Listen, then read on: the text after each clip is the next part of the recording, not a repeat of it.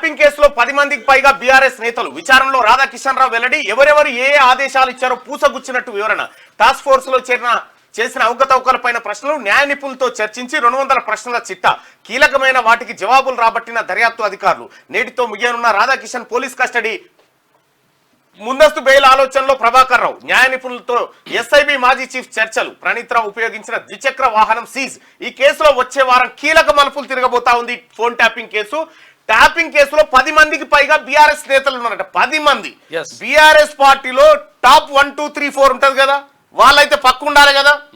BRS supreme కూడా ఉన్నట్టు. Supreme కూడా సుప్రీం ఉన్నాడంటే సుపుత్రుడు కూడా ఉన్నట్టే కదా, ఉన్నట్టే లెక్క. సుప్రీం ఉన్నాడంటే సుపుత్రుడు కూడా ఉన్నట్టే. కాబట్టి ఇక్కడ ఫోన్ ట్యాపింగ్ కేసులో 10 మందికి పైగా బీఆర్ఎస్ నేతలు ఉన్నారట. వచ్చే వారం నుంచి ఈ కేసు కీలక మలుపు తిరగబోతుంది. అది మనకు స్పష్టంగా అర్థమైతా ఉంది. ఇంకా ఇంతకాలం పోలీస్ అధికారుల చుట్టూ తిరిగిన phone tapping case task force మాజీ డీసీపీ రాధాకిషన్ రావు విచారణతో కీలక మలుపు తిరుగుతుంది. గత ప్రభుత్వ హయాంలో అప్పటి special intelligence branch chief Prabhakar Rao కీలక పాత్రధారిగా సాగిన ఈ వ్యవహారంలో సూత్రధారుల డొంక కదిలింది. బీఆర్ఎస్ కు చెందిన 10 మందికి పైగా నేతలు ఫోన్ ట్యాపింగ్ వ్యవహారంలో కీలకంగా వ్యవహరించినట్లు రాధాకిషన్ రావు విచారణలు వెల్లడైనట్లు తెలుస్తుంది. కేసు దర్యాప్తు చేస్తున్న పంజగుట్ట పోలీసులు నాంపల్లి కోర్టు అనుమతితో రాధాకిషన్ రావును 7 రోజుల కస్టడీకి తీసుకున్న విషయం తెలిసిందే. బుధవారం రాధాకిషన్ కస్టడీ ముగియనుంది.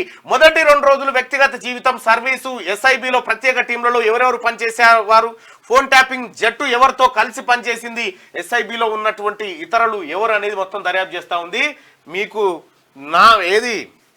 సురువైంది, మీకు రావుకాలం సురువైంది అనుకొని చెప్పుకోవాలి. టిఆర్ఎస్ పార్టీకి రావుకాలం సురువైంది. రావుకాలం పోయింది, రాహుకాలం వచ్చింది. రావుకాలం పోయి రాహుకాలం వచ్చింది.